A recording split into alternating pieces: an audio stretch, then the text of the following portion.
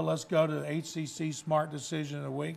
I know you got one as always, and it's going to be harder and harder for you to come up with them for the Texans. And that's why I didn't come up with one for the Texans this week. My Smart Decision of the Week, Roger Goodell. He finally got it right. I've been talking bad about Roger Goodell with all his fines and him fining players for making good hits on defense. But one thing, he had a choice to make. Do I fine and suspend Andre Johnson, or do I just fine him? And he made the right decision. He just fined Andre Johnson. And I believe he looked to Andre Johnson's history. He saw that this is one of the good guys of the NFL. This is a guy with good character, and he was genuinely remorseful after the fight, and that's why he only hit him with a fine.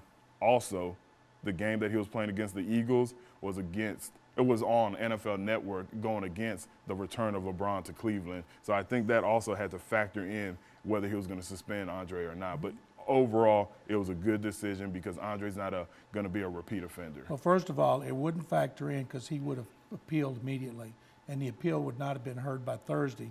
Then if he was suspended, he would have been suspended for this game, not the Thursday night game against Philadelphia. Now, I like to look around the league, and I wouldn't have seen this game if the Texans hadn't been off that day. But I watched New Orleans and Cincinnati, and you played 12 years, and you've seen teams try to do this to you a million times. The Saints could have kicked a field goal at Paul Brown Stadium, gone to overtime. Instead, Drew Brees went over and talked to his coach, Sean Payton. They came back on the field, and the announcers are going, oh, my goodness, I can't believe they're going for it in this situation. Well, they were doing it to draw somebody off sides. And it hardly ever happens in that situation. And you know the players are going, don't jump. And a guy named Pat Sims jumped. First down, next play, touchdown pass to Marcus Colston, 31 seconds left.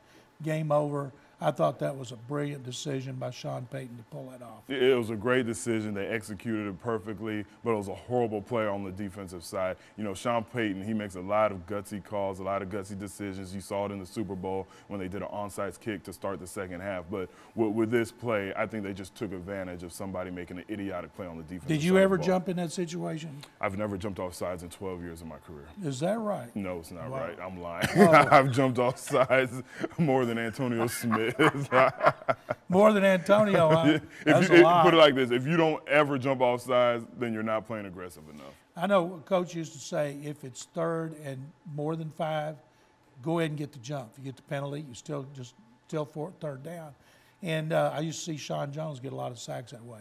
Right. You know, you have to anticipate, and sometimes you have to cheat and go when you think the ball is going to be snapped. And if you guess wrong, you're going to be off sides. But every once in a while, if you're an aggressive defensive end, if you're a Derek Thomas type who led the league in sacks year in and year out, you're going to have off sides, but you're going to make it up with your play throughout the game.